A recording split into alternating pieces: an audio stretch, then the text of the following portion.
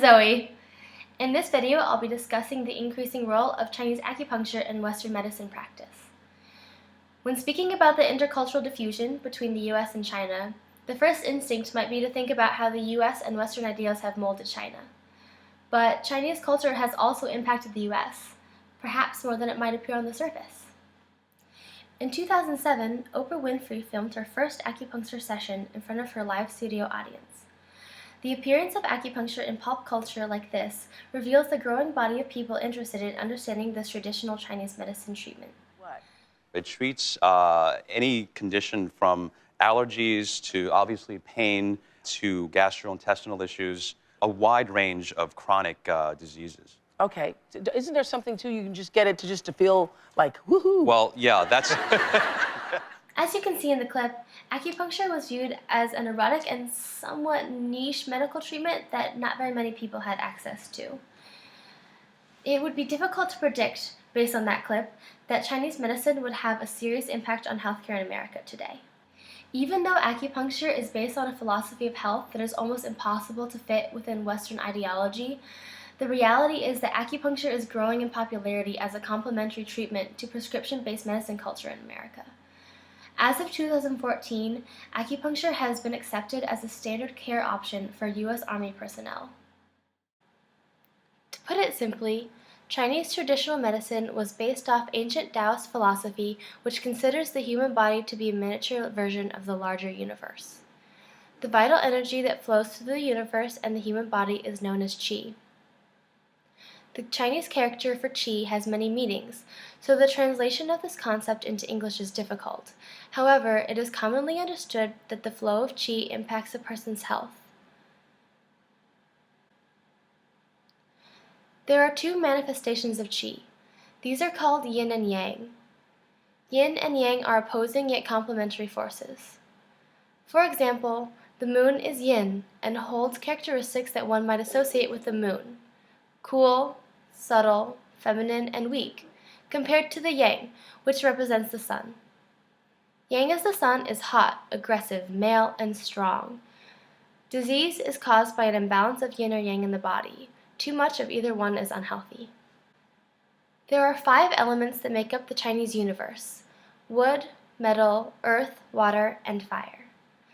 The relationship between these elements describes the phenomenon in nature. The different elements balance each other out in different cycles, following the natural cycles of the season and the human body. Different organs in the human body are associated with each element, as are colors, flavors, emotions, and climates. For example, water is an element that is associated with the kidney, the color black, saltiness, fear, and cold. In traditional Chinese medicine, disease is viewed as a temporary imbalance that can be corrected by manipulating the forces of yin and yang and the 5 elements. Acupuncture was developed as one of the techniques to correct imbalances in the body. Using thin needles, an acupuncturist would stimulate certain meridian points on a person's body to increase the flow of qi to the area. This would reverse stagnation and help cure many ailments. Since the stagnation of qi would occur in different parts of the body, acupuncture can be used in a variety of places for varied results. While acupuncture techniques have existed in the US as long as Chinese immigrants have lived here, it didn't become popularized until an American journalist, James Reston, wrote an article for the New York Times about his trip to Beijing in 1970. While in China, Reston felt a pain in his groin and was checked into the Peking Union Medical College Hospital. It turned out he had appendicitis, and he underwent an emergency appendectomy. Afterwards, he was in a lot of pain, and his physician inserted 3 long, thin needles into his right elbow and below his knees. Reston reported that after the procedure, he no longer felt any discomfort from the surgery. This was the first genuine American acupuncture experience in China to appear in mainstream Western media. After his article was published, acupuncture was highly sought after in the US. Unfortunately, many acupuncturists in the US were unlicensed, and the practice of acupuncture itself was illegal. The first state to fully legalize acupuncture was Nevada in 1973. Arthur Steinberg, Yi Kong Luk, and Jim Joyce were the first main players working to legalize acupuncture and Chinese medicine. They did so on a completely volunteer basis. None of them wanted to use the legislation to make money or for other personal interests. Another pioneer of the movement to legalize acupuncture was a woman named Miriam Lee. Miriam Lee immigrated to the U.S. in 1966 from China, and she helped continue the acupuncture revolution after she was arrested in 1975 for practicing acupuncture and medicine without a license. Her patients stood up for her and lined the courtroom to testify on her behalf. Ultimately, she won the case. After Miriam Lee won her case, Ronald Reagan, who was the governor of California at the time, legalized acupuncture as an experimental procedure. Then, in 1978, California became the first state to legalize acupuncturists as primary care providers. As it has been integrated into the U.S. culture, acupuncture has separated from its original purpose of rebalancing the body's vital energy and now fits more into Western medical science. According to the National Institute of Health, current research strives to discover biological mechanisms and the effect of acupuncture practices from a more scientific method and perspective rather than a Chinese traditional pathology. The methodology of acupuncture has evolved as scientists and medical professionals try to determine the most effective techniques while simultaneously experimenting to discover the biological mechanisms that make acupuncture effective. However, it's not really fair to say that the impact of acupuncture has been completely one way and that acupuncture has only been affected by Western ideology because the ideals of the Western scientists have also been changed by the introduction of this Eastern medicine. One example of this type of evolution is auricular acupuncture. Auricular acupuncture was developed by a French physician who was guided by his understanding of Chinese acupuncture. This is a really great example to show the two-way road of the way Chinese medicine adapting over time and integrating into Eastern culture. The central concept behind auricular acupuncture expands upon the Taoist belief that the body is a miniature version of the universe. In this case, the ear represents a miniature version of the body, a sort of homunculus. By stimulating acupoints in the ear, corresponding acupoints in the body will also be stimulated. This technique was further explored by Dr. Niamzao, who retired from the Air Force in 2010 after obtaining the rank of colonel. Though his background was as a radiation oncologist, in 1995 he established the first military acupuncture clinic at Walson Air Force Hospital in New Jersey. He coined the term battlefield acupuncture, which refers to a type of auricular acupuncture that is intended to be used on the battlefield. The technique was influenced by the events of 9/11 and the potential benefits of using auricular acupuncture on the battlefield to immediately attenuate pain. I'd like to share with you guys a clip from Dr. Niamzao's website regarding battlefield acupuncture. Military. As an acupuncturist using classical acupuncture, it took very complicated and long procedures to reduce the pain. And the whole idea with the battlefield acupuncture was to find a rapid technique that would be simple to use for all. In 2002, the Air Force Surgeon General approved the establishment of a full-time medical acupuncture clinic in Maryland. There, Niamzao started working with Dr. Stephen M. Burns. According to Niamzao, the principles of auricular acupuncture work based on the fact that pain is processed through the central nervous system of the brain. The needle points in the ear disrupt the signal of pain to the brain. It is clear to see that given the work of Dr. Niamzao and others in the field, acupuncture is becoming more and more accepted in U.S. society, and this is evident in the increase of acupuncture research in the 21st century. The same year that the full-time acupuncture clinic was opened in Maryland, the NIH conducted the largest, most comprehensive survey of complementary and alternative medicine, which is now commonly referred to as CAM research.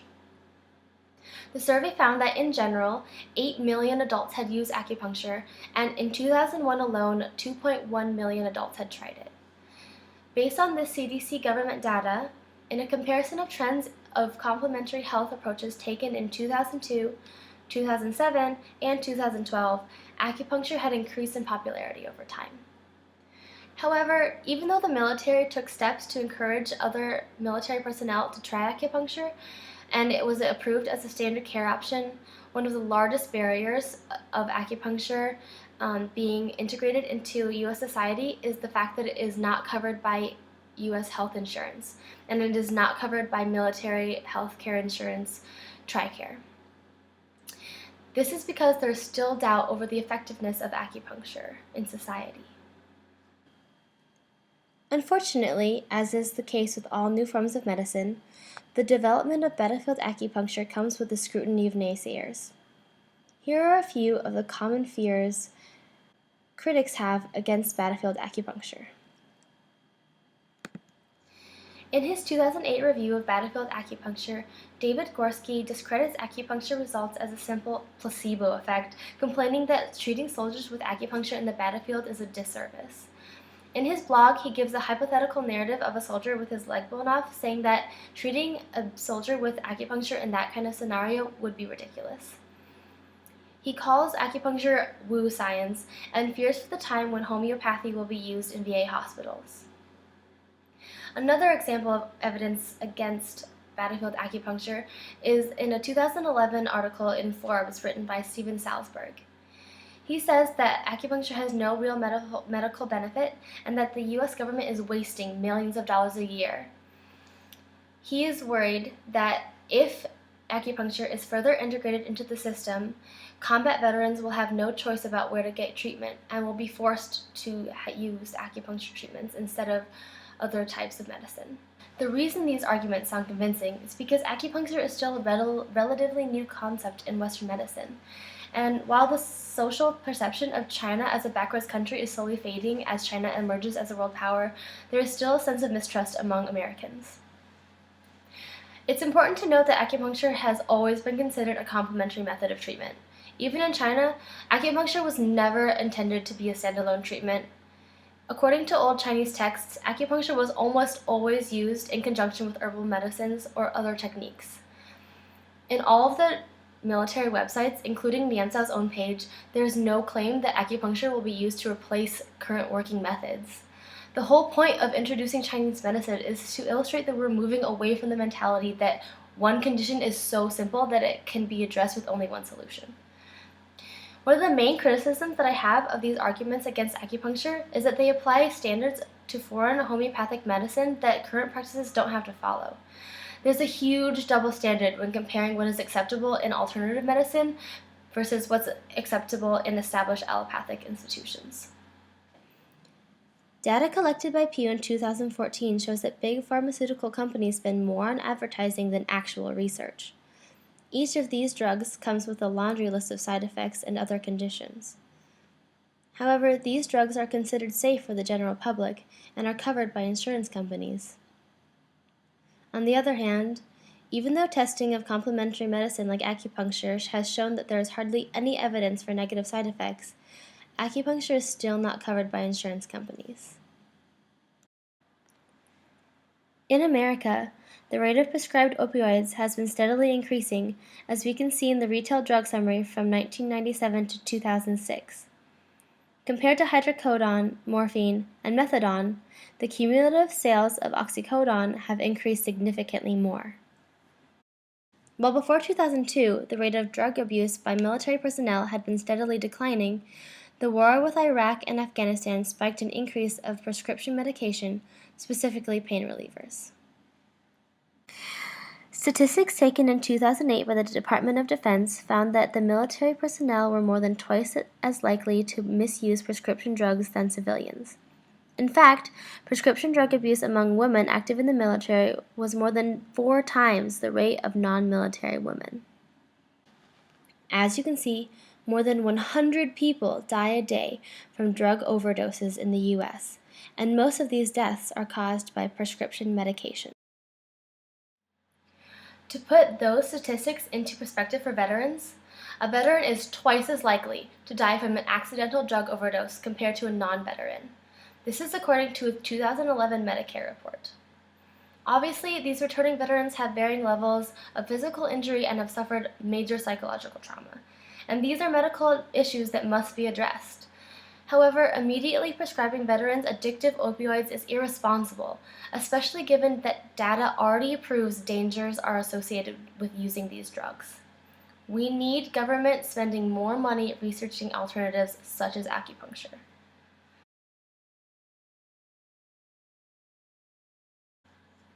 One example of a government program designed to decrease the use of opioids among veterans is the Opioid Safety Initiative. The pilot program was conducted in 8 sites of care in 2013 in Minneapolis, Minnesota. The OSI decreased high-dose opioid use by more than 50% in all 8 sites of care. Now it's implemented nationwide. The goal of OSI was to reduce opioid use by alleviating pain using non-prescriptive methods such as acupuncture. In this 2014 press release, the VA mentions that besides emphasizing patient education on opioid safety use and monitoring patient progress, the initiative also includes complementary and alternative medicine practices such as acupuncture. Besides the Opioid Safety Initiative, there are other ongoing projects to better determine the benefits of acupuncture. If successful, these could kickstart the acceptance of acupuncture by insurance companies. In 2013, the Health Executive Committee, HEC, Pain Management Working Group granted the Defense and Veterans Center for Integrative Pain Management and the Veterans Health Association Pain Management Office funds to carry out a 2-year program called the Acupuncture Training Across Clinical Settings, known by the acronym ATACS. The mission was to develop, pilot, and evaluate an acupuncture education and training program to expand access of auricular battlefield acupuncture. This program is currently ongoing. It's incredible that a Chinese traditional medicine technique can come so far in the American healthcare system. To demonstrate the body of research, take a look at this graph compiling journals referring to acupuncture from 1910 to 2010. This article is really cool because you could actually see the spike in media attention after 1970 when James Rustin wrote his article about the experience he had in China with acupuncture. This graph shows basically the same information, but you can tell in this graph more than the other that the US led the growth of acupuncture publications up until 2010, when China suddenly saw a rapid spike in interest. Exposure to the philosophy behind Chinese acupuncture and other alternative medicine techniques forces us to rethink Western medicine pathology. Based on the fact that it has already been accepted by the U.S. military as a standard care option for military personnel, it is possible that within the next few years, insurance companies will start to cover acupuncture treatments. This will be a huge step in symbolizing the acceptance of Chinese acupuncture by U.S. policy. Perhaps in the future, alternative, complementary, and holistic medicine practices will combine with Western allopathic institutions to provide patients with a more comprehensive and inclusive healthcare program. I hope that you have enjoyed this short analysis of the integration of traditional Chinese medicine into America's healthcare system. Thank you so much for watching.